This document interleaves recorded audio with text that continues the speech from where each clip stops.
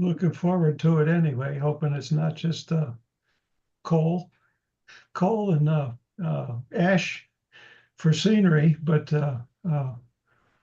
it's a big area, so we're hopeful that the tour company will take care of us.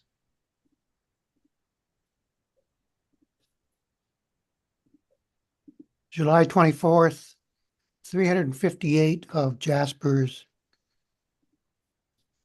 buildings.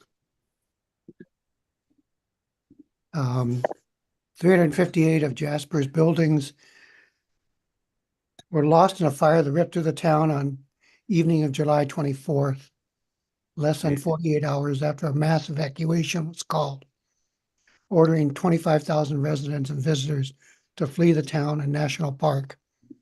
Entire neighborhoods on the southern side of town were destroyed.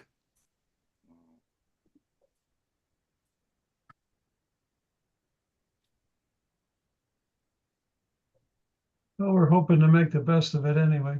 Hmm.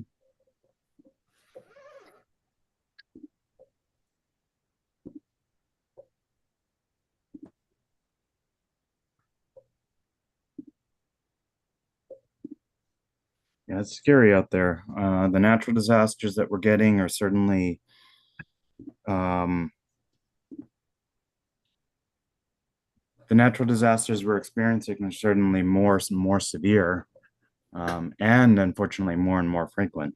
And it doesn't matter if you're an earthquake country or you're in the path of hurricanes or tornadoes. Uh, Pretty much everywhere in the country is vulnerable. So there's no safe or hiding place. The middle of the country is getting hit by tornadoes all the time. You wonder if the reporting has gotten that sensitive, or if it's actually always been that way, or it just it seems to be too sudden.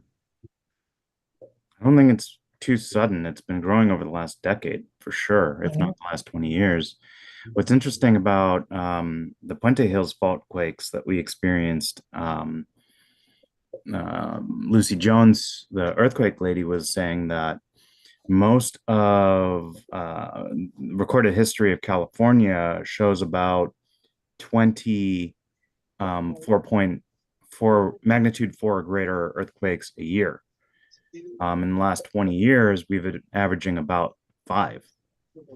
So we're actually seeing more of a return to normal this year than we have in the last 20 years. Doesn't necessarily mean that there's a big one coming, simply because we get quakes all the time here. But of course, unfortunately, every quake has a chance of being a foreshock of a much larger quake. So it's just scarier for the people who are new to California. And of course, we have a large population that's come here from other states or other countries that in the last 20 years have not experienced these. So unfortunately, it's hard to convince them to get ready for an earthquake. Prepare. You got to prepare. Excuse me, Patrick. Yeah. May I call you Patrick? Yes, that's my Patrick, name. this is Nicole King. First of all, I want to thank you from the very bottom of my heart for providing these meetings, especially via Zoom. I cannot tell you how invaluable they are. And as you were saying, it's hard to get people to prepare. Many times as I try to talk to friends and neighbors, I find myself feeling much as Noah might have. You trying to get people onto the ark on a sunny day. Mhm. And I was wondering if you were available to come and speak to organizations like the YMCA or to Rotary clubs, because I think, as you just mentioned, with the notations that Dr. Lucy Jones has made and some of, her anticipations of this becoming more so in terms of seismic activity, I just don't think that we can stress preparedness enough. Yeah, absolutely. At the end of the presentation, my email address will be up there if you don't have it already. Reach Okay. out to me, and I can PM you my phone number. I'll do that right now. Yes, please. Always looking for an opportunity to talk to groups, and give them not only, not the scare tactics, as I said, it's not, we're all going to die unless you get prepared. It's, this is the reality. And we don't know how bad it's going to be or when it's going to be horribly bad. But as we just heard, an entire town got wiped out a couple months ago due to fires. And certainly that's Yes. happened in Paradise in California here. That happened in La Jolla, in Hawaii. And we've seen across the world, entire towns get wiped out by earthquakes or islands get decimated by hurricanes. So it unfortunately really is just a matter of time before something really bad happens. Something, we say something bad happens, but Katrina was horrific.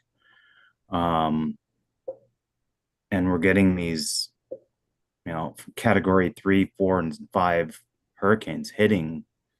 We're getting tornadoes hitting, and it doesn't even matter if it's any loss of life, even 1 or 2 to a natural disaster is too much, too many. Yes. And when we talk about disasters, it's not just the big scale stuff. It really is even a small disaster for you.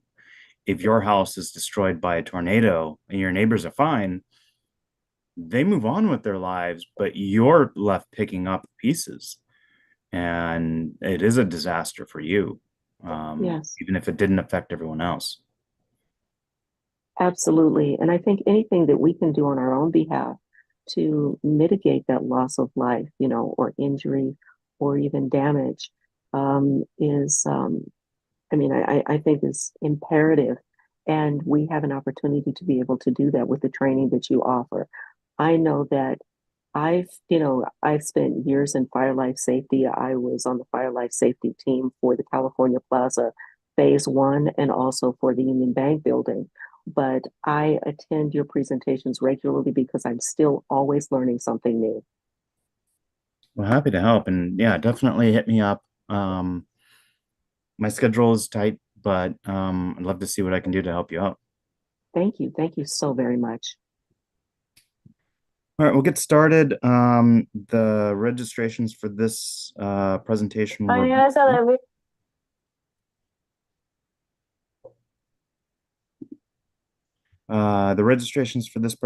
a bit low, so I think we're about where we're going to be,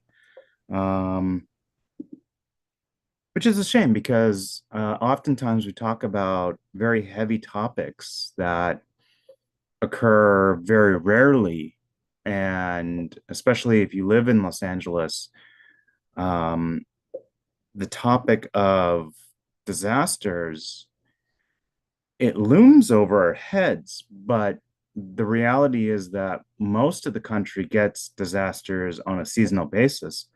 In California, in Southern California especially, the number of earthquakes that we get that cause massive destruction, it's measured in decades, not in seasons.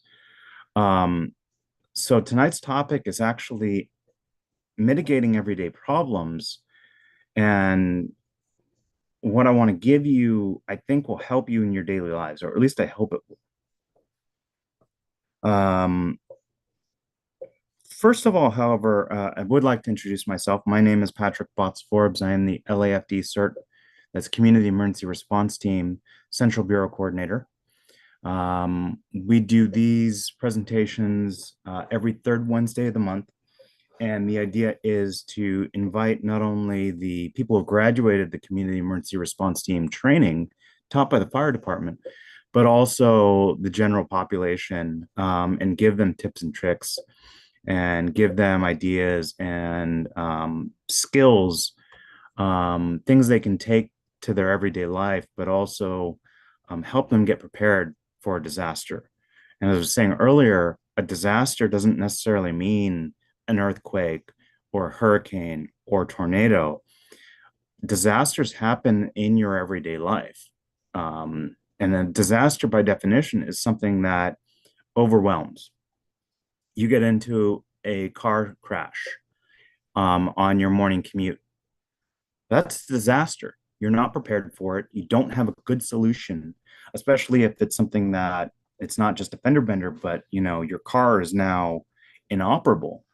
It is not something that you're quickly able to overcome to get to work and get back to normal. And that's truly what it is. It's the goal of disaster preparedness, disaster response is to return to normal, to be prepared to work through a disaster and get back to normal as quickly as possible, whatever that may mean. Unfortunately, sometimes after a disaster, there is a new normal. The idea that we're always going to be able to turn to where we were in the past, it's not reasonable. Unfortunately, it is. If you are injured, if you lose a limb, you're not going to magically regrow that limb and be where you were prior to the accident or the incident. You're going to have to learn to live with this new normal. And to that end, I do recommend everyone take the Community Emergency Response Team training. This is free training taught by the fire department. In LA City, it's taught by the Los Angeles Fire Department.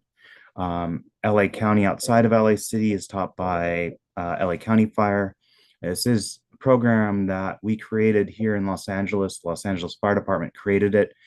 FEMA has taken it nationwide, and oftentimes we have visitors from all over the world attending these trainings. So certainly the training is now international. And it is completely free in LA City and LA County. Burbank, I know, charges a nominal fee for it, but you get that money back if you complete the class. Unfortunately, the saying is that free has no value. And when you say, okay, we have free training, you sign up and then you attend. And you wake up that morning or that afternoon, you've had a long day at work, and you go, I don't want to attend a 2.5 hour training that I may never need. And the class was full because you signed up for it and then you decide not to show up. But the problem is that someone went onto Eventbrite who really wanted to take this training, and they saw the class was full and they said, oh, I guess it's full. I can't attend it. And so we have what we typically see about a 50% no-show rate. And LA County has echoed the same thing, if not substantially more sometimes, where they'll reserve seats they'll do it in a city, and they'll reserve half the seats for that city, and a good chunk of those seats are not filled. So we really hope that you will take an opportunity to get training, especially as we have experienced an uptake in earthquakes here in Los Angeles. If you don't live in Los Angeles, certainly look to your fire department, look to your emergency management department. Sometimes it's run by the sheriffs. Seek out this training. It's not a waste of time. They teach you a lot of skills that you can apply in your everyday life. And what they don't tell you is they actually they teach you how to be a leader. And that's something that I think is really underestimated. After a disaster occurs and it's you and your neighbors will be looking for leadership. They will be looking for someone who knows what they're doing to get them through the unexpected.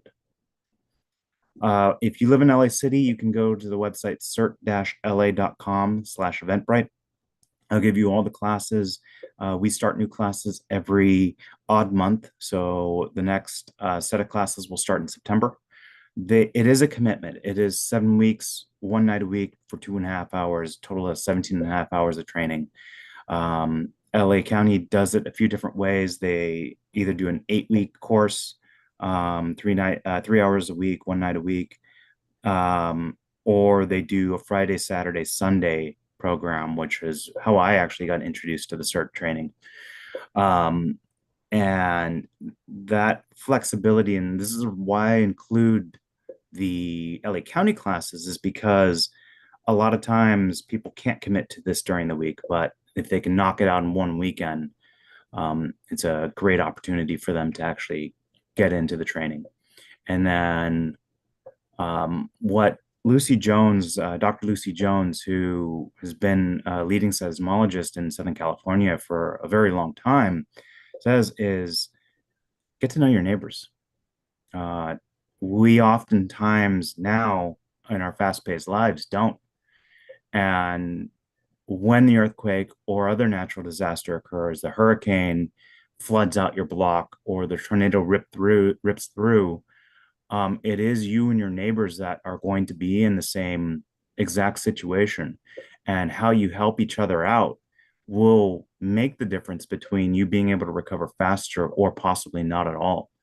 And unfortunately, a lot of the communities that get hit by these natural disasters simply don't recover.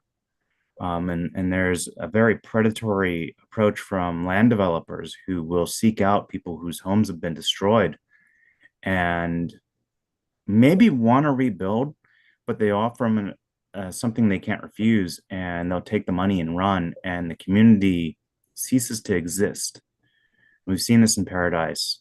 We've seen this in other parts of the country. And it really is a shame, especially when some of these communities have been there for hundreds of years. So, yeah, definitely this is happening in Maui. John Oliver just did a story on it on Last Week Tonight about what's happening in Hawaii after the fires and how that's exactly what's happening. And while I advocate for insurance, you have to realize that a lot of times the insurance doesn't pay out all at once. You lose your home and it will take you years to get the permitting and rebuild, if not a decade, to rebuild your home. And the insurance company will pay you over that time, not all at once. They'll pay you over the years, over the decade as you incrementally rebuild. It's unfortunately not a great solution. But this is why if we can get prepared, we can get to a point. I mean, a fire burning down your home is a total loss. There's no ifs, ands, or buts about that. But a hurricane flooding out or a tornado causing damage to the building but not red tagging it, or an earthquake causing loss of power, gas leaks, stuff like that. If you're on your own, you might not be able to survive it as well as you could if you and your neighbors band together, work together. That's how that community can stay together. So one of the things I want to talk about is tonight mitigation and mitigating disasters. And part of it is really making sure you have options and analyze the choices in your life. For example, my last several weeks have been very hectic, and I made the decision that I would start and work on this presentation Tuesday night. That would have been yesterday. And so I got home from work and I turned on my laptop and got a pleasant screen that said, your operating system can't boot.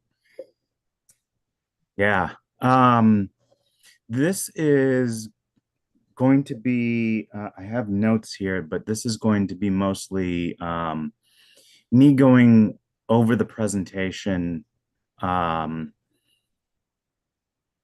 without the slide deck because there is none. It took me about 3 hours to rebuild my laptop and get it back up and running, at which point I went to bed. So I made a choice. I made a decision to do all the work at once instead of starting early and at least having something completed.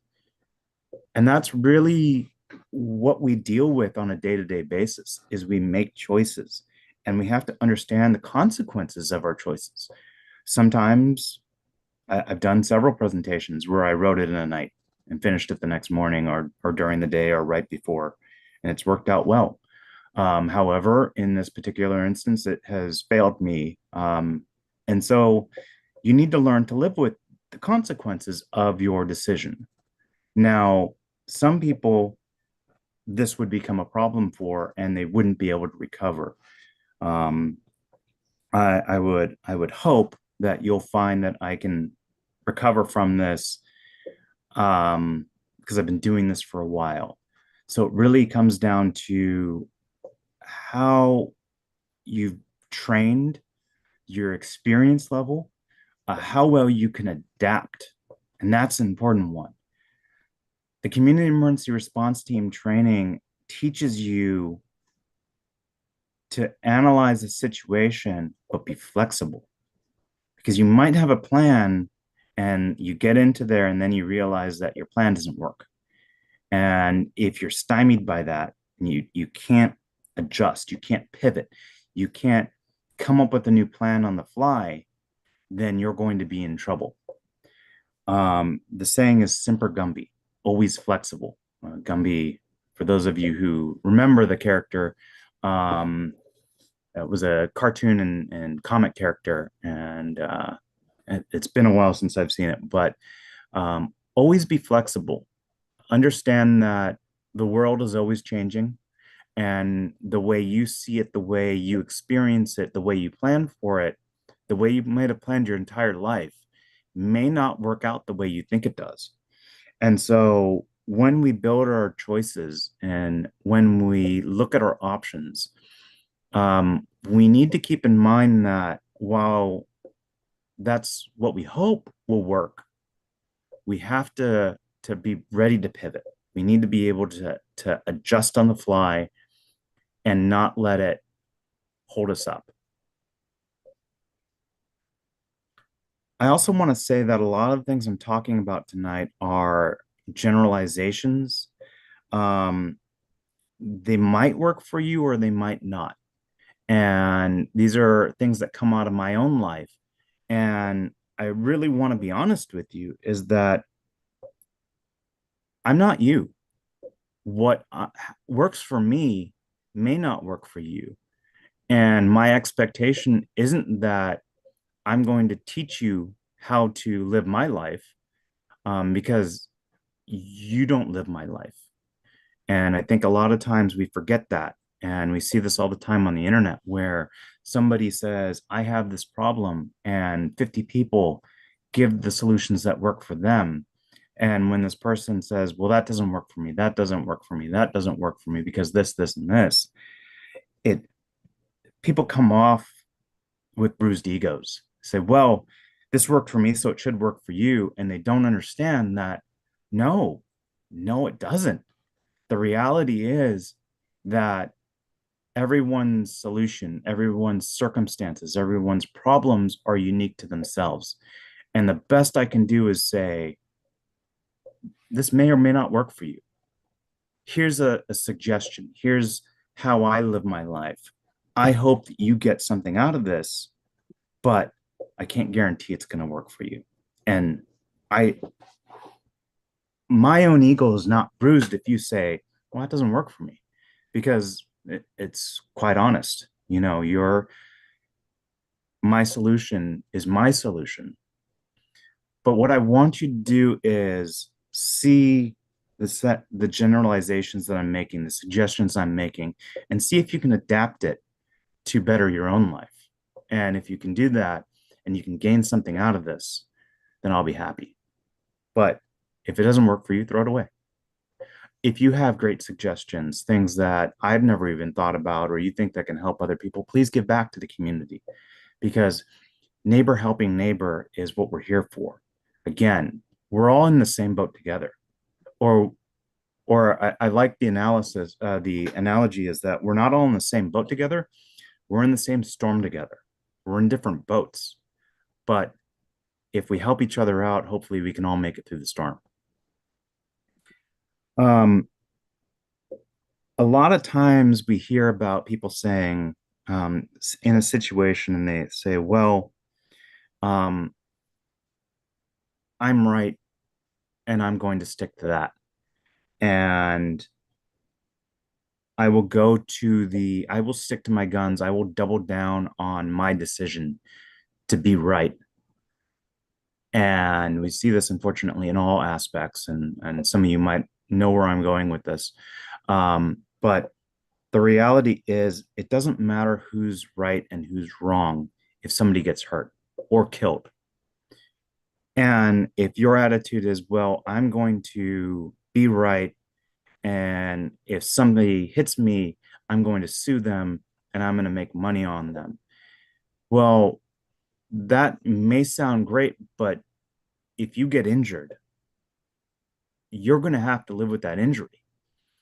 If you're in a car and a truck hits you and they have to pull you out with the jaws of life, but you were right and it's the truck's fault, but now you're in a wheelchair for the rest of your life. Yeah, maybe you're going to get millions of dollars in a lawsuit. You may never walk again. So it doesn't matter who's right, who's wrong, who's at fault. If we can all do better, if we can all avoid putting other people in danger and putting ourselves at risk even. And that's really what the CERT training is all about is we don't want to bring a victim to an incident. I want to help, but I'm not going to put myself at risk and make myself a victim to help other people. And that is how I try and live my life.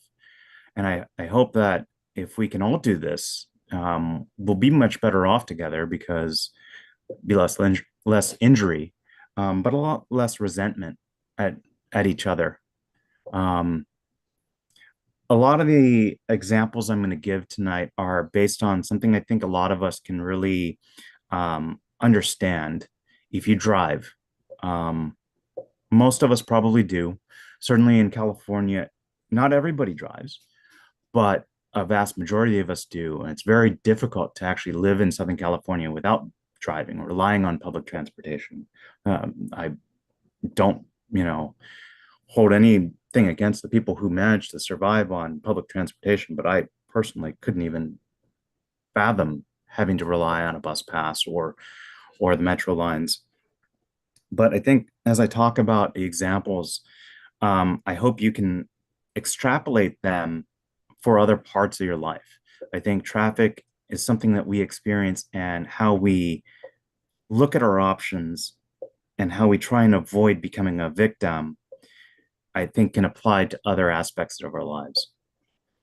I was driving on the 2 freeway last week, and it's a very wide open freeway, very little traffic usually. It's a great freeway to speed on or travel at the speed limit, which is what I was doing.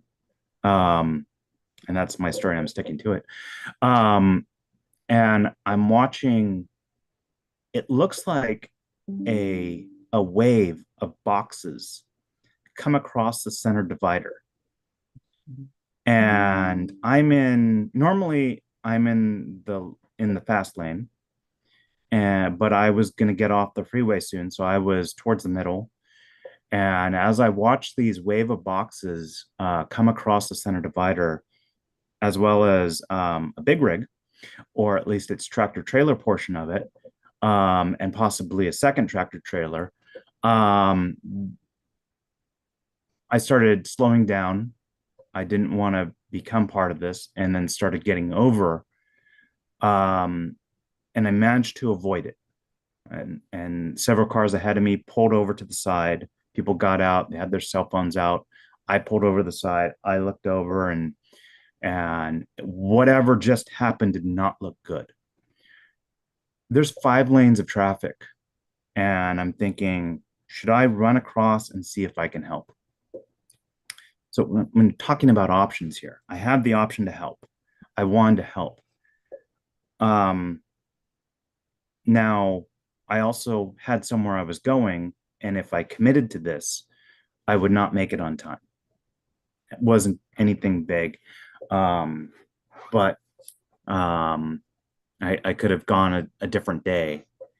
But there's a reaction that happens when you stop in traffic for some unexpected reason, and now you have the opportunity to go, and everyone's going to approach it differently. Some will slowly increase their speed, others will floor it and accelerate to a high rate of speed. So I would have had to rely on no one accelerating rapidly as I'm crossing 5 lanes of traffic to try and help and hit me. So going back to my CERT training, I said, well, I don't want to become a victim. Now, there are several other cars here with people who are calling for help. I passed a CHP officer, California Highway Patrol, about a mile back. So I knew that professional first responders who have the training on how to respond to this kind of situation were nearby. I made the decision to get back into my vehicle and continue on my way. I'm not saying I made the right decision or the wrong decision. I'm saying I looked at my options and I made the best decision for me at that time. I don't know that somebody was injured, and if somebody was injured and I could have helped, I don't know that I could have helped them. I did not have any more than a basic medical kit with me. I don't have an ambulance. I don't have a fire truck. I don't have jaws of life. So what could I have possibly done that the professionals who probably would have been there in a few minutes couldn't do better than me? Now, that situation might be different if you see somebody go down in front of you, they're clutching their chest, and you're first aid CPR trained. Certainly call for help, call 911, get professionals on the way. And then if you can help do CPR on them or whatever they need, and make sure that help arrives and gets to them, it is a personal decision if you want to do that. But I suspect a lot of people here on this training would want to do that. What I want to emphasize is think through your options. There was a situation where I was at dinner with friends and we hear these pops, and one goes, "Those are gunshots. Everybody get down." We get down and we look out the window and there's a body. I don't know if it was someone who was alive, but there was a human body down on the ground. We don't know, was this person the shooter? Was this person involved in the shooting? Was this person a bystander? But again, I looked at my options and said, I don't know where the shooter is. If I go out there and try and help this person, I might get shot. I don't have a medical bag with me. There's probably very little that I can do to help this person. We did tell the person, we turned off the lights in the restaurant, so if the shooter was still around, they didn't necessarily be able to see us. And we told the person, the restaurant staff, to call 911, get the professionals out there. So really what I want to emphasize is that you need to quickly look at your options and make a decision and then commit to it.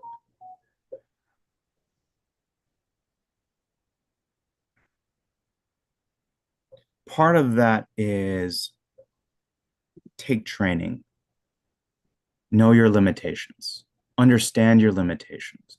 You don't want to put yourself at risk by entering a situation you're not prepared for, you're not trained for, you're not equipped for. And part of making good decisions is really thinking about things. How are things presented to you, and what are my options ahead of time? If this happens, what am I going to do? Let's go back to the traffic scenario. Say you're on a 3-lane highway. You're in the middle lane. There's a lane to the left of you, a lane to the right of you, and there's traffic up ahead of you. Something happens. A wave of boxes comes across. You have a few options here, right? You can accelerate. You can hopefully get under the wave, avoid them. It may or may not work. If you're in a very fast car, you could maybe avoid the boxes by going under them. That's certainly an option. You can slow down. That's also an option. You can go to the left or you can go to the right. those are probably the four options that you really have available to you. Go through it, slow down, stop, avoid it. Try and dodge to the left or dodge to the right. Now, if you're in the left lane and there's two lanes to the right of you, you lose one of the options. You don't have the option to go to the left. And if you're in the right lane, you don't have the option to go to the right. So as you're driving or living your life, notice how you position yourself in whatever situation it is, because sometimes you limit your options. Now, the other thing is that if you decide you're going to accelerate through it, you have to commit to it. If you decide to accelerate through and then decide you're not going to make it and you slam on your brakes, the person behind you may also think that they can make it. They see you're going for it and they accelerate. When you hesitate and decide this is not going to work and you slam on your brakes, they might not. And you might get rear-ended by them, and then you get hit by a bunch of boxes. And so you really need to quickly evaluate the situation. But what really helps is if you can think through, if this is going to help, if this happens to me, what am I going to do about it? And I mentioned before in a previous presentation the idea of playing the what if game. What if this happens to me? So many times we get into a rut in our lives. Complacency, I would say, is the worst thing that you can have happen to you. You do something over and over again, and now you don't think about it. You're not paying attention as much as you should be because nothing ever happens. I drive to work 5 days a week. I take the same route. I experience the same traffic. And so I'm thinking about my day. I'm thinking about this training I'm going to give tonight and running through how I'm going to present this. And because I'm distracted by this, I'm not paying attention. And so this morning I'm driving and I'm in the left lane. There's a carpool lane to the left of me. And all of a sudden, everything comes to a halt. And if I wasn't paying attention, I might have rear-ended the car in front of me. Now, funny thing about traffic in California, especially at rush hour, is it seems that Caltrans is always doing work at rush hour. Well, they decided to close the carpool lane. People in the carpool lane didn't have any options. They weren't expecting this. And all of a sudden, the lane in front of them is now closed and they have to get over. And so the only option they have is to get in the right lane. And there's two options really. That's somebody's going to let me in. Well, three options, I guess. Somebody's going to let me in, someone's not going to let me in, or I'm going to force my way in. And if I force my way in and the person doesn't let me in, I may hit them. If somebody lets me in, great. If I can't convince someone to let me in, I may get stuck here. Now, if I was watching ahead of me as I'm approaching this, I might have seen that the left lane up ahead of me is closed and people are getting over. So I now have the option to get over early, and it's going to be unpleasant, but I have that option ahead of time. I have time to deal with it and negotiate my way into the next lane over, or I can wait to the very end. And now I'm at the mercy of everybody else. So really, as you look at your options, you want to figure out what your options are ahead of time.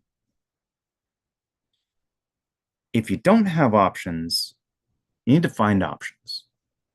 And if you can't find options, you want to create options.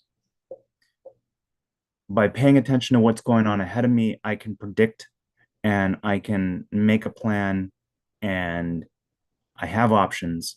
I can implement options 1, 2, and 3. If option 1 doesn't work, I can fail to option 2. If option 2 doesn't work, I can fail to option 3. I do want to warn you, though, however, while you want to have options, you don't want to have too many options. A lot of times, if you have too many options, you can actually become overwhelmed by the number of options you have. Consider you go to a food court, or there's the joke about the Cheesecake Factory menu. Sometimes you go to a place and there are so many options, you can't make a decision. And some people, this isn't a problem, but other people, it's just too much. And it's not that you can't decide what you want, it's that you want all the options. I want a burger. I want a steak. I want chicken, fried chicken. I want sushi. I want Jamba Juice. I have all these options ahead of me, but I can't decide which one I want more. And so, as you're planning your options, try and not overthink it. Narrow it down. Say, okay, I came here. I want a burger. There's 2 burger places out of the 15 restaurants here.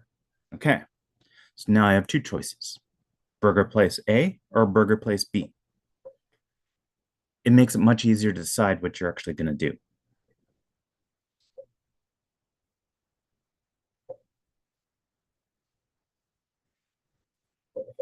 And that decision making oftentimes comes from making decisions.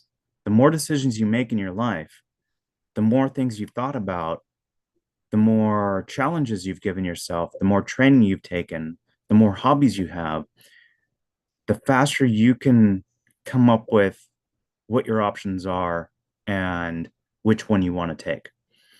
And so it's interesting.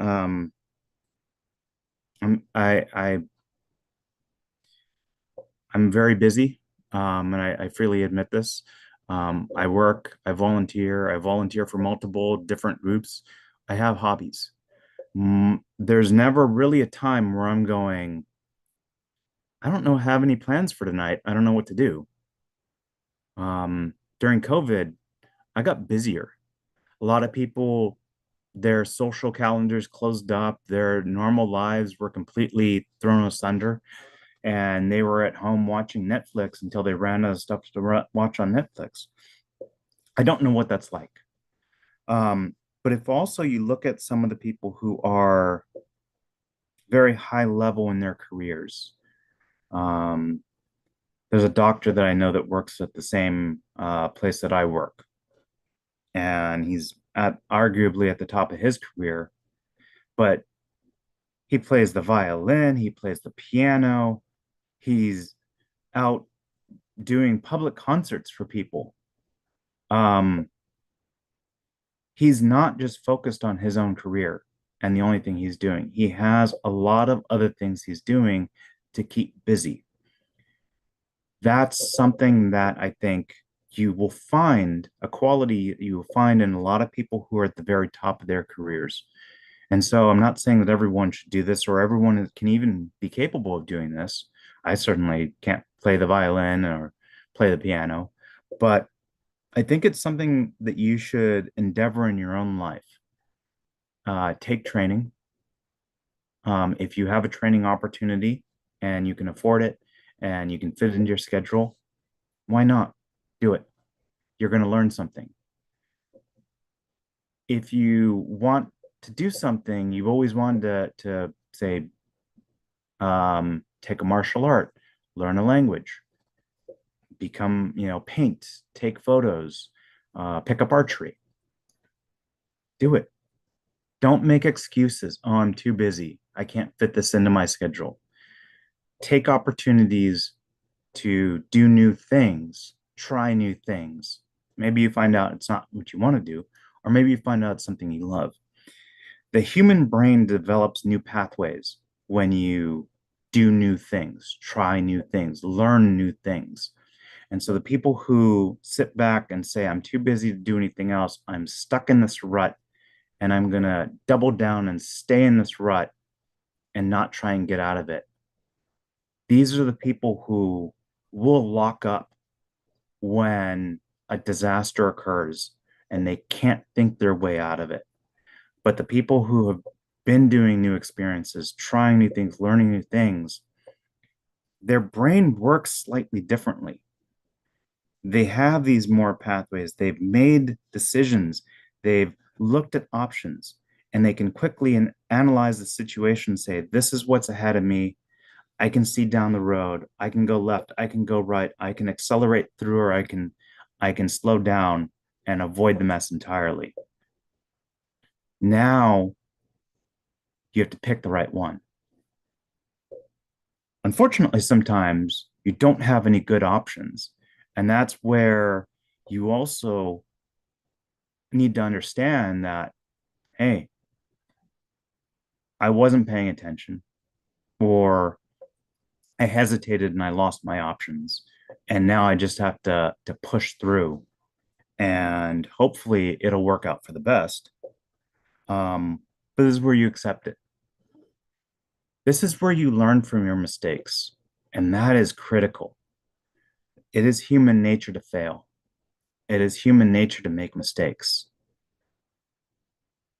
Learn from your mistakes, but also look at the mistakes of others. I had a first aid instructor who said, it's great to learn from your own mistakes. It's better to learn from the mistakes of others, because we've all been through this. Other people have been through this. Other people have gone down the same road you have.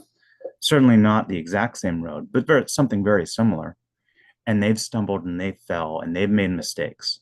And if you can take training from these people and they tell you, oh yeah, I tried this, I thought this was going to work, it blew up in my face, and you learn not to do that same thing, it's better that you don't have to suffer through those consequences. But don't be afraid to make mistakes. That's how you learn. If you make a mistake and you learn not to do that again, or the mistake challenges you, you learn, okay, I am now in a very bad position. For example, I work in IT. I used to work for a managed service provider. I was the most senior person for a very long time. There was no one I could escalate to. At best, maybe I can open a ticket with Microsoft, who charges like $2,000 for a ticket. But if I broke something, I had to fix it. And I talked to our help desk guys today, and it's like, you're in an opportunity now that is good and bad. You can always escalate at the help desk level. There's a problem, or you made a mistake and you broke something, you can escalate to someone who can fix it for you. But what I see them doing is they escalate the ticket and then they walk away. You know, oh, someone else is going to fix this. I'm going to work on a different ticket now, instead of watching me fix the problem and having me show them how to fix the problem or how not to get into this problem again. I didn't have that luxury. I had to learn to fix my own mistakes, and I would like to say I'm stronger for it. So if you're in that opportunity and you experience a problem, take it as a challenge. Okay, I screwed up. I own this. This is my mistake. I'm going to fix it. Unfortunately, we seem to live in a culture that cancels. We want to blame someone. Hey, someone in your agency did something wrong, or maybe they didn't do something wrong, but there was a problem. Somebody got hurt. We want to blame someone. The person at the top is in the best position oftentimes to fix the problem, but we want to blame someone. And blaming the person who made the mistake is the minimum we can do, but we want blood. Someone has to pay for this. Someone on top has to pay for this. And so oftentimes people resign at the very top who are in the best position to fix the problem because they were there and they saw it happen and they know how to make sure this doesn't happen again. But we want vengeance, and someone has to pay for this. And so we kick out the person in the best position, and then we get into this rut where people go, I don't want to accept fault. I might get fired for this. And so they bury the problem now. And that only makes it worse because you never fix the problem if you're burying it. And the problem is still there. And the problem is going to come back over and over and over again. So accept the challenge. You might get fired for it, but you're going to learn a lot. And then in your next job, hopefully, you can teach others how not to make the same mistake as well.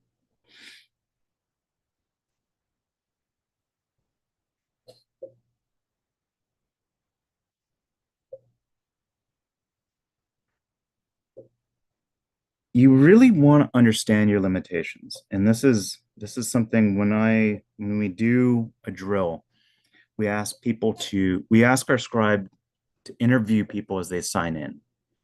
And it's to evaluate this person. And unfortunately, what the habit is they hand the clipboard over and say, fill this out. No explanation of how to fill this out.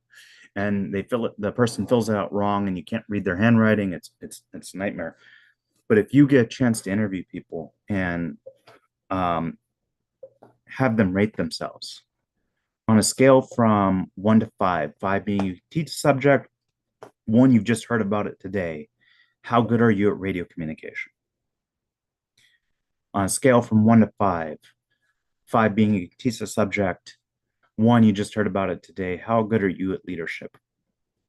On a scale from 1 to 5, 1, you're an EMT or better, for your current first aid CPR, 3, you have an expired first aid CPR, 2, you've completed the CERT training, 1, you're just a random person that walked off the street. How good are you at medical?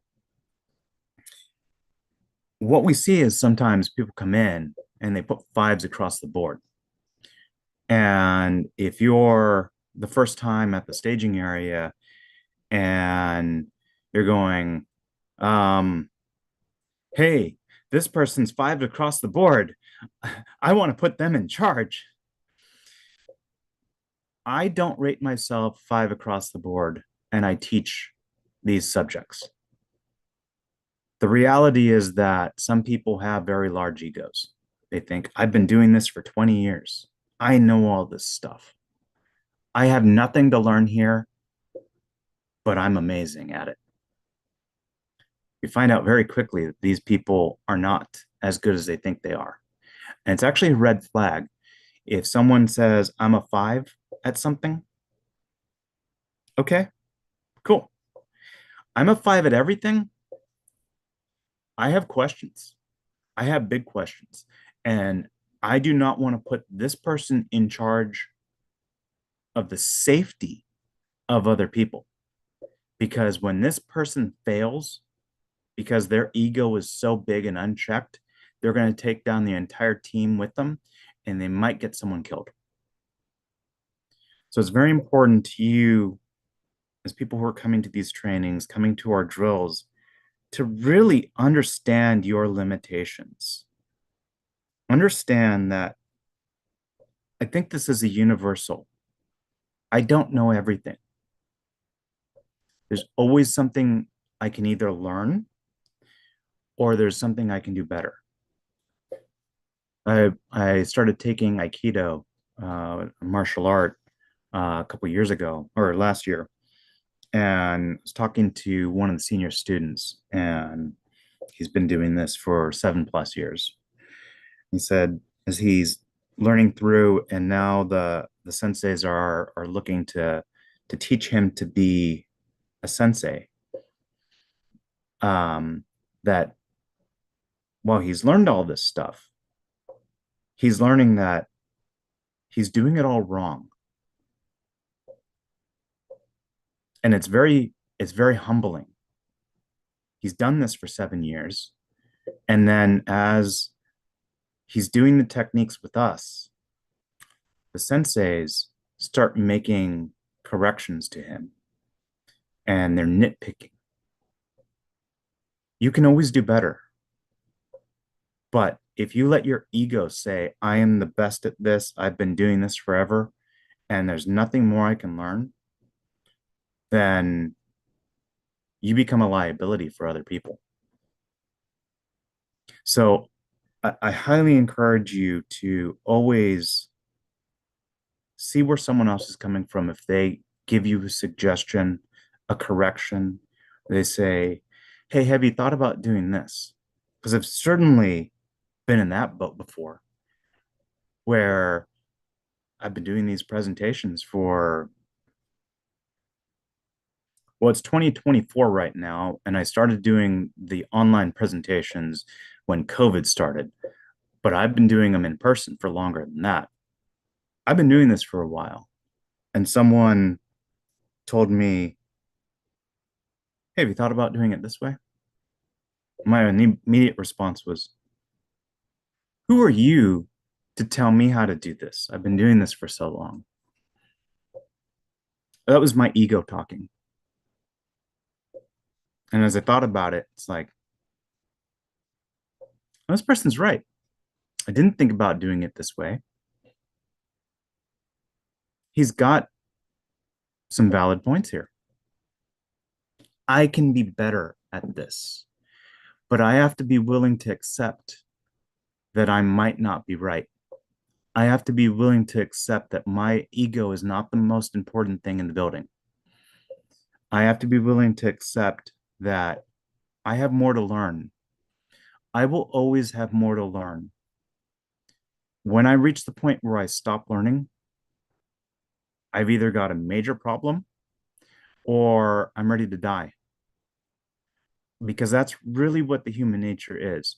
It's how do I keep growing as a person? Because we will never be the best. Well, I'm sorry. 99.999% of us will never be the best at something in the world. Maybe we're the best at something in the room. Maybe we're the best at something in the group of people we're with, but we're certainly not going to be the best at everything. And so I really highly encourage you to keep learning, to accept that you don't know everything, to evaluate your options. Now, going back to traffic, going back to blocking out the world, going back to being in a rut, part of what we do is we block out the world, crank the music up, put in headphones as we go for a run, and we limit our options when we do this. Unfortunately, yesterday there was a news story. I think this happened actually a couple of weeks ago. They only released the footage yesterday, but there was a woman who was attacked, apparently completely blindsided, no reason at all, attacked on a subway train platform, subway, metro, train line, public transportation. This is happening more and more frequently. Now, how do we avoid this from happening? I'm a male. I'm decent size, above average height, build. I work out. I like to keep my options open. It doesn't mean someone's not going to randomly pick a fight with me and attack me or try and blindside me. It does mean, however, the chances of that are much lower than, unfortunately, say a 4'9" woman with headphones on and not paying attention to the world around her. Now, whether or not that's fair to say, I think it's reality, unfortunately, is I am much less of a target than other people. If you happen to be in that category of not physically intimidating, someone might try and steal your purse. Someone might try and mug you. Someone might shove you in an oncoming train for no reason whatsoever, except that they can. And so while I don't fear that is going to happen to me, I don't want to be in a position where that happens to me. And so I want to pay attention to possible threats around me at all times. If I'm out in public and I have my headphones in, I either have the ambient sound on or I have one of them out so I can hear what's going on around me. If there's yelling, there's screaming, someone calling for help, I want to be aware of it. I want to be looking around. If I'm sitting on a train and some guy who's 7 feet tall steps through and onto the bus, it's probably not going to attack me, but I want to be very much aware of where this giant is at all times, because if he does decide to attack me, there's very little I can do to stop him from having his way with me. If I'm more vulnerable to this, unfortunately, yeah, it's not fair. This should not happen. We should be in a safe society where we don't have to fear being attacked.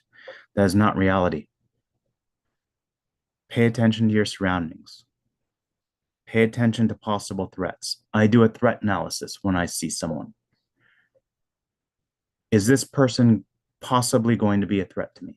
If they are, I want to be very sure I know where they are at all times, what they are doing, where they're going, what direction they're going, what aura they have, what their emotional state appears to be. If someone gets on the bus and they look angry, they look like they've been having an argument with somebody, they look like they maybe just got into a fight, I am very keen on what this person is doing and where they're going. And what are my exit routes? Someone gave an example on one of these presentations that he was on the subway and someone got on the train with them and headed in their direction and stood right above this person and looked down at him and decided he didn't like this person for whatever reason. He knew what his options were, how to get out, where the exit was, what he was going to do, because he thought about this possibility. Now, if somebody walks up to you and you've got your headphones on, and the first recognition that you have that you are in danger, that somebody is threatening you, is when they're standing on top of you, you don't have very many options at that point. You haven't thought about it. You don't have an escape route. You don't have a possible defense mechanism or tool. Now you've got problems. Now you've got all bad options if you do have any options at all. So you don't want to be surprised. That's one of the biggest things. And this applies to a lot of things. I started taking motorcycle lessons, and one of the things the training says is that you're getting tired and it's time to take a break when you start getting surprised by things, because you're constantly, you need to pay attention when you're on a motorcycle, because wrong thing and you end up sliding the bike or going off the side of the road or hitting something. And if something jumps out at you and you weren't ready for it and it surprised you, it's probably because you were distracted or you were tired, you weren't paying attention. And so if you start finding you're getting surprised by things, you need to pay attention more around you. There's no guarantee that something won't jump out of the middle of nowhere that you didn't see. You could have done something about it. But a lot of times you can see a threat approaching. Now, it might not be a threat. It can be a possible threat. Where are my exits? Is there another exit from this train? Do I want to get up and move closer to that exit? You want to create space. If there is a possible danger, you're driving on the road and it's bumper to bumper traffic, do I want to tailgate the person in front of me? Well, what happens if I have to get out of there fast? Well, if I'm tailgating and the person in front of me is not going anywhere, the person behind me is tailgating me, I'm stuck. I can't go anywhere without hitting someone. I was driving back from an exercise and driving on it was a one lane each direction. There's a car in front of me, and some guy was not having a good day. Won't make any judgments. However, he had a pole of some sort and was dragging it on the ground, banging it, and in the middle of traffic. And he was not happy that we were there. Person in front of me made the decision to go forward. He got hit by the pole. Damage to his vehicle, I'm sure. Now he starts approaching me. There's no one behind me. I can go around this guy, but risk getting hit by the pole. I can drive forward and use my car as a weapon. But if I hit him, then, especially with this patch on, I have explaining to do. I hurt someone, possibly killed them, damage to my vehicle, police involved, fire department involved. Not a good option. I had another option available to me, equally as bad. So I put the vehicle in reverse, started. There was no one behind me, fortunately, but I knew this because I was watching, and I started backing away from him. And he did not pursue me. He turned around. He started walking to the side of the road, giving me an escape route forward. So I put in gear and floored it, went around the guy, got out of there.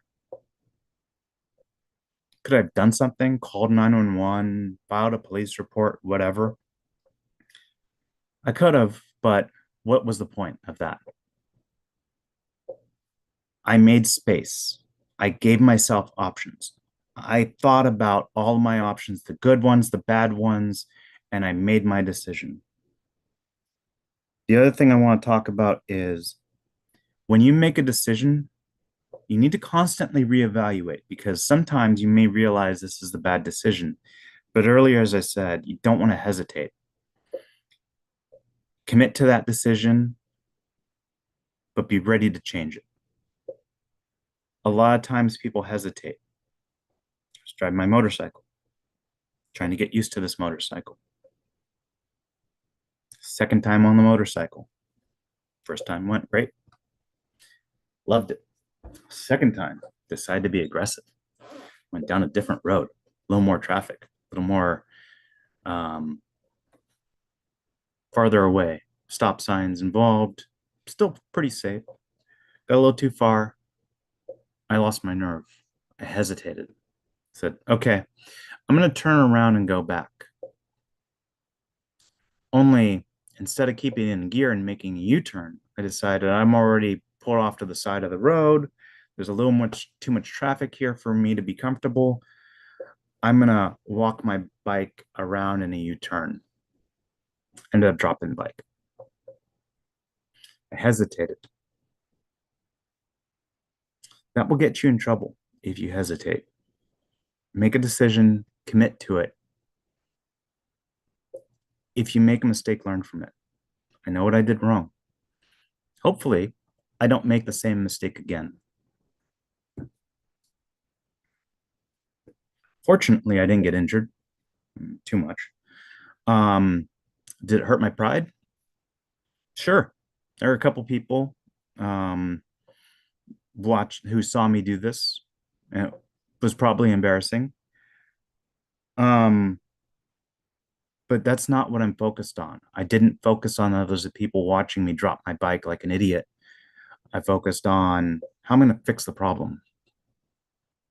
Unfortunately, it involved someone coming out of their home and helping me pick the bike up because I had made a second mistake. And as I picked the bike up, didn't have it in gear, didn't hold on to the brake, and ended up flipping the bike the other direction.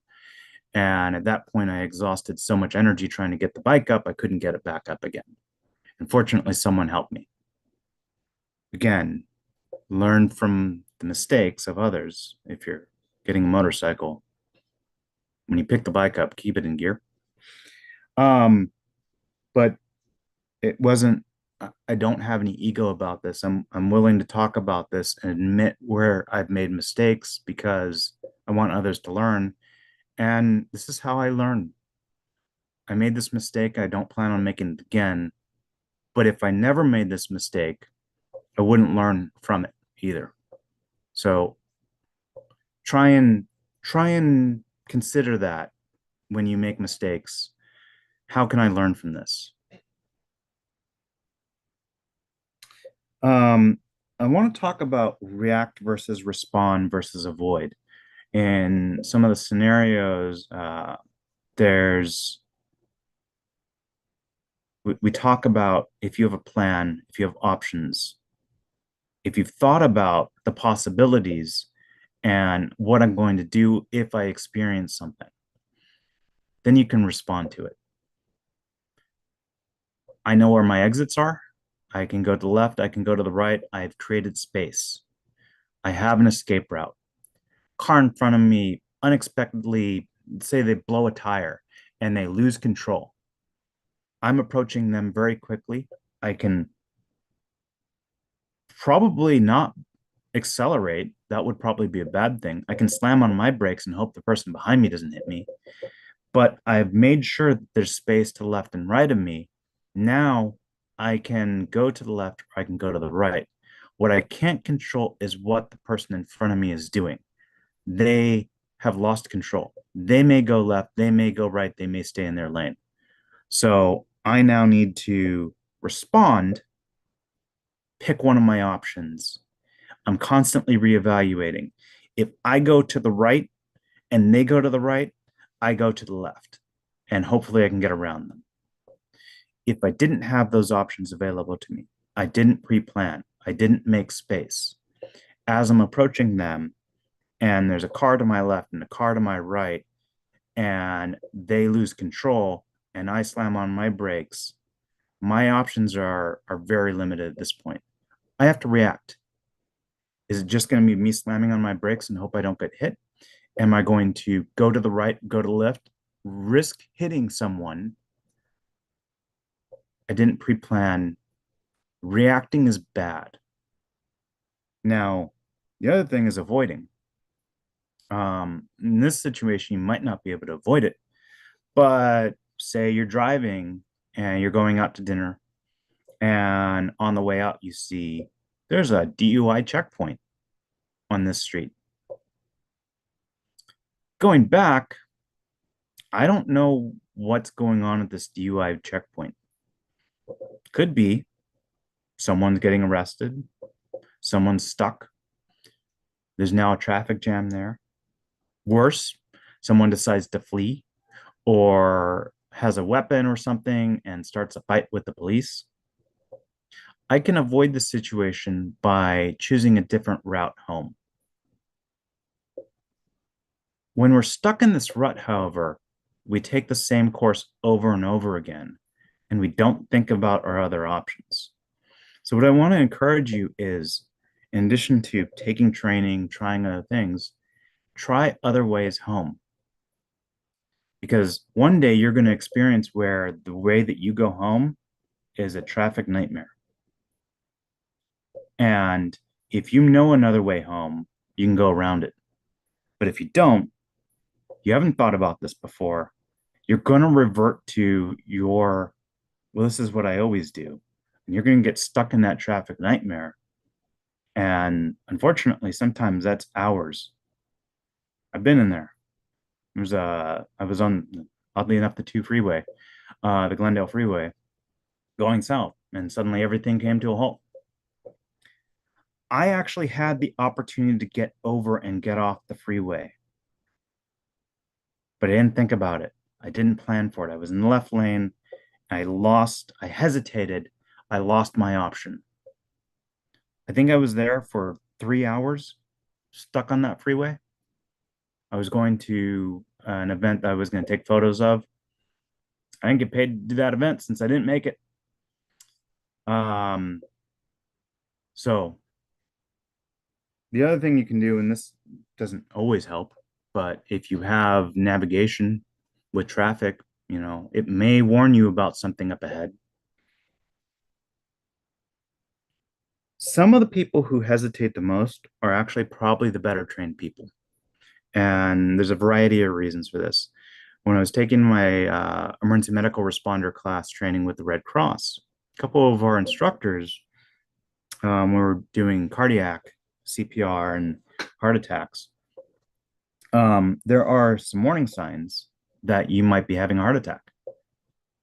Two of our instructors, their response to these warning signs were, nah, I'm fine.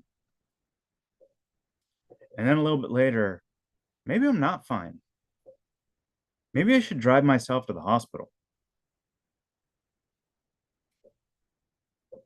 Probably not the best idea. They both made it and they both survived, but they were both having heart attacks.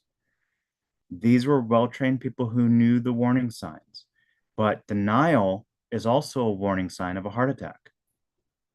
A friend of mine called me, said, my parent is, something's wrong. I'm concerned. My parents' speech is slurred. They seem confused. They've almost fallen a couple times. And I tried to take their blood pressure and it's sky high. Can you come over and reevaluate them? I said, no. What you just described are the signs of a stroke. You need to call 911. The person's response was, I don't want to do that. Should I take this person to the ER? Can you just come over? No. You need to call 911. These symptoms are the sign of a stroke. Slurred speech, confusion, loss of balance equals call 911. This person's parent is currently in the hospital, had a stroke. Hesitation. So with a stroke, time is of the essence.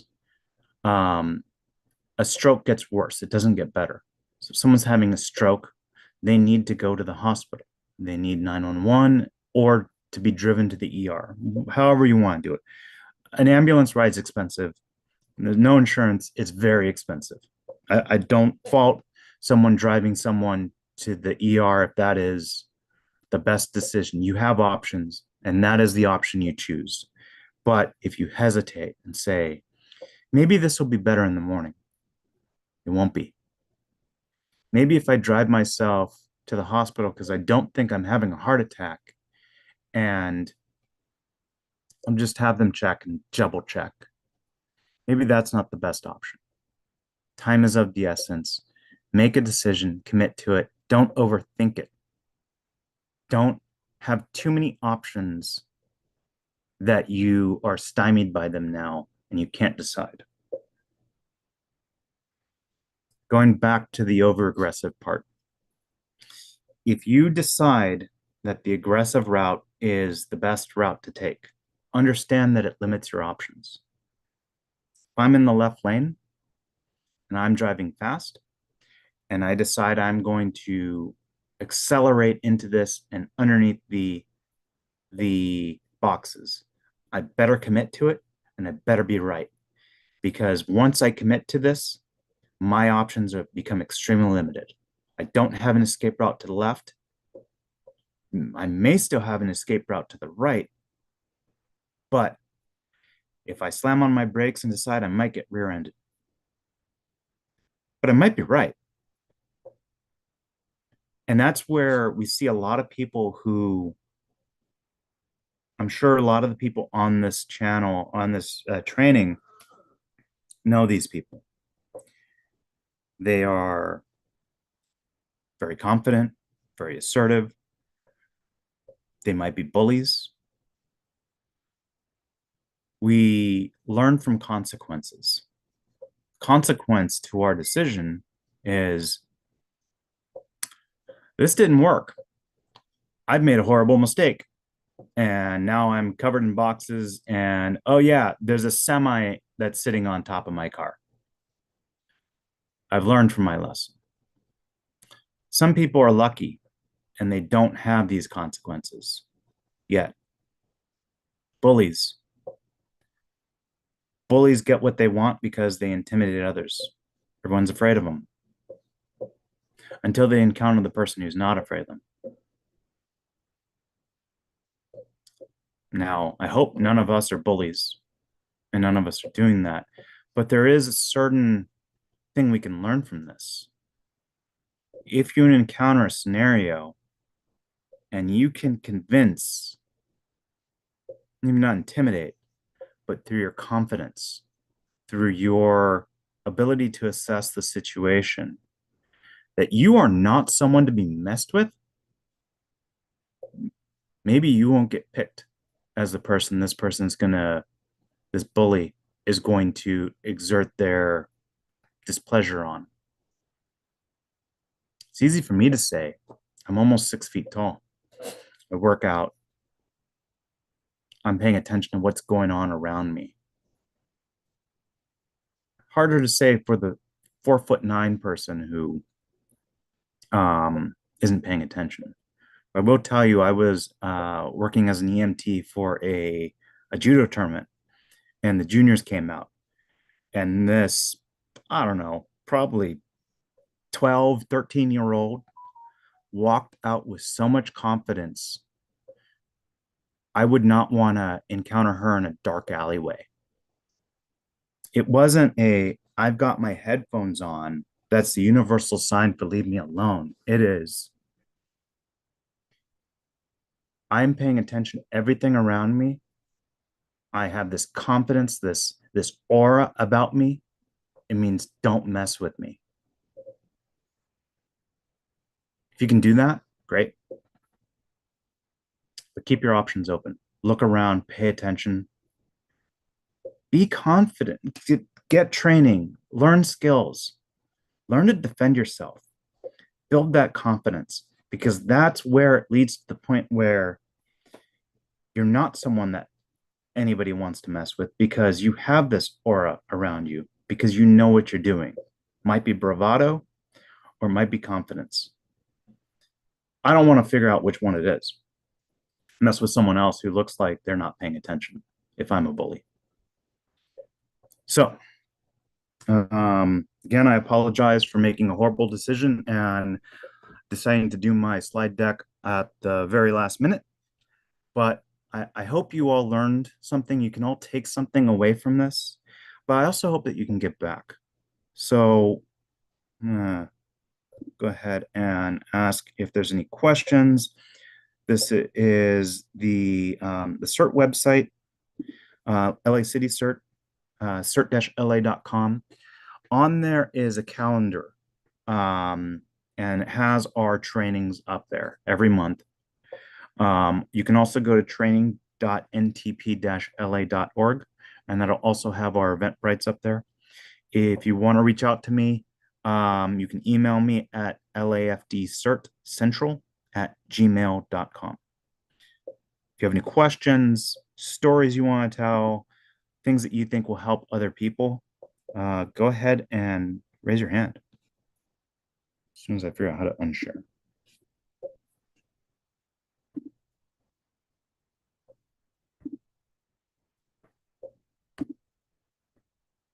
I know there's an unshare button somewhere here. Why? Zoom, why do you have to keep redoing? Oh, my PowerPoint. Okay. Charles, go ahead and unmute yourself. Yes, I am a trained CERT instructor and a project program manager. I have been doing it for the last 5 years. but unfortunately, water heater broke. All my training materials, slides, presentations that I go around to the community were absolutely destroyed. And I was wondering if you could point me or help me out in getting my training manual back, and some other articles. Is that possible? Best I can advise you is to reach out to your sponsoring agency. Reach out to FEMA. FEMA has the materials back in stock, I, allegedly, and I, can I send them to reached you. out and they've changed their whole procedure. I went on the website and there was nothing there like the train the trainers manual, things like that. Mhm. Mm-mm. Yeah, I wish I could help you. Unfortunately, because I live in LA City, even though they've put me through train the trainer and program manager, the firefighters in LA City teach the class. So I will never teach a CERT class in LA City. Um, I wouldn't even begin to know Okay. what to recommend here other than reach out to FEMA or, like I said, your sponsoring agency. Um, go on the CERT discussion board on Facebook. I think there's a few different CERT groups out there, including ones for program managers. Reach out to some of them. Maybe they should hopefully be able to give you better advice than I can. Okay. All right. Thank Good you. luck. All right. Any other questions, comments, editorials, stories? Chin, you got anything to add since you are silently over there?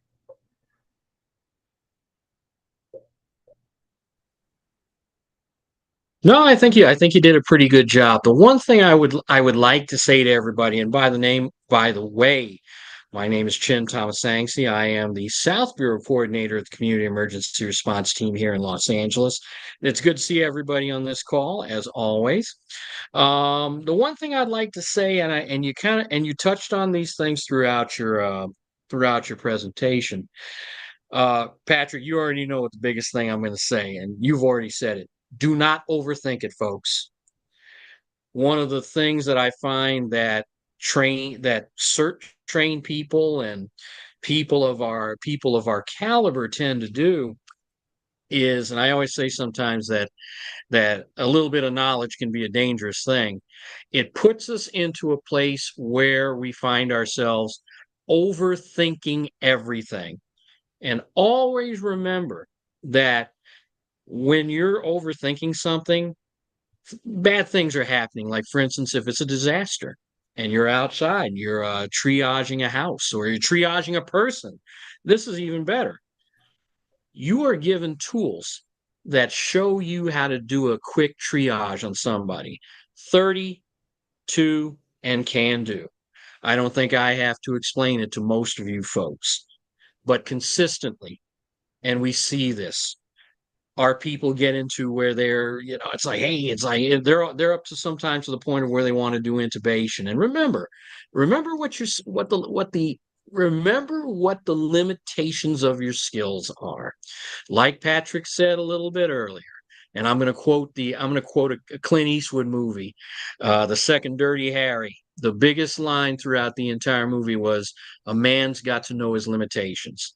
Know your limitations, stick with them, and work within that area. But again, don't overthink everything. Don't overthink everything. And like we said, make a decision and live with it and move on. That's the first thing. And the second thing, which I think I've probably forgotten, what is it? It'll come back to me, Patrick. But that was the big one. And you know that's always my big one. Absolutely. And I stole that quote from Chen. Don't overthink it. And that's what I'm saying. Too many options is problematic. So, come up with the best ones and then commit to it. But reevaluate. If it's not working, take a step back, figure out why it's not working, and choose a better option, choose a better plan. Don't double down on something that is not working. You might be wrong, and then you've just committed or doubled down on something that's wrong and might actually hurt someone. And again, if somebody gets hurt or killed, there's no going back. If you get hurt or killed, there's no going back. It doesn't matter who's right, who's wrong, who's at fault, who's liable. Oftentimes those injuries you can never walk back from. And Patrick, I Mhm. do remember what that second point was. That second point that you also made, which I think was really valuable, was reminding us to really understand what the best course of action is. Like you did very early in the presentation, you talked about being at the site of an accident, a car accident. Would it be really smart for you to try to run across 5 lanes of traffic and more than likely become a victim out there, get thrown up 40 feet? Sometimes it's not. And remember, CERT people, and everybody else here, that sometimes retreating from a situation, no matter what it is really the best strategy. Because sometimes if you retreat, you can go back, regroup, and see if you can be effective in that situation. Otherwise, you just continue that retreat. And maybe it's a situation where you're not qualified to do something like that. Like, let's say, an active shooter situation. I'm just going with something here. In most cases, we're not part of that. And we're not part of that mix. And there's a reason for that. So understand. And the reason why I say that is because a lot of our guys, again, a little knowledge is sometimes very dangerous because we think that we can do anything and everything. And in fact, a couple of years ago, I had somebody in a CERT class and they were explaining, not to get into certain situations. The woman looked up at the instructor and said, well, first of all, she said she was injured by going into a situation she shouldn't have been in, and then said she would do it again. On one side, I admire that. On one side, I admire that kind of courage.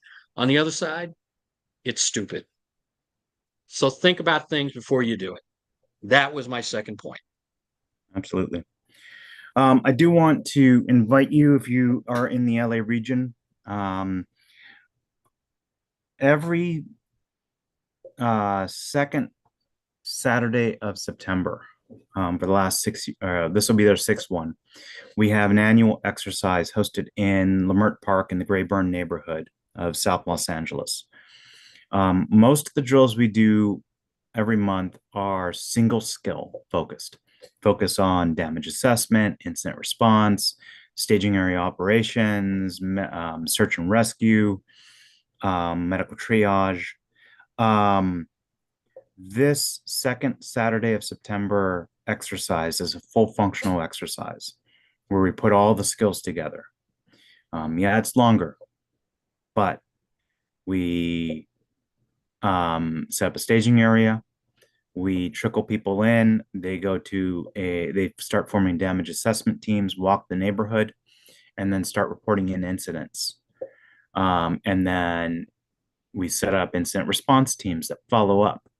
They deal with the incidents, and we have transportation back to a medical tarp that our teams set up, and they do the treatment at the tarp until they can transport to definitive care. That is Saturday, September 14th this year. I posted in the chat the Eventbrite.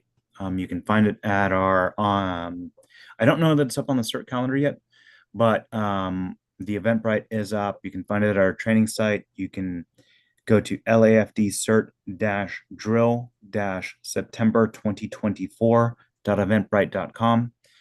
Even if you have not come out to a drill before, even if you're not CERT trained yet, even if you don't live in LA City, this is a fantastic exercise to come out to as your first one. And if you have been coming out to our drills, this is a fantastic one to see it all put together. Again, that's September 14th, which is Saturday, in the Leimert Park, Grayburn area neighborhood of South Los Angeles. And if there's nothing else, No other questions. No one who has a fantastic story about how they avoided or maybe didn't avoid becoming a victim, and they would love to share it so that other people can learn not to make the same mistakes. Then thank you all for coming. We do these monthly trainings for you. I don't get paid to do this. Chin doesn't get paid to do this. Vincent, who's our Battalion 11 coordinator here, doesn't get paid to do this. Our volunteers don't get paid to do this. We do it for you. We hope you learn. We hope you keep coming back. And then we hope to see you in September.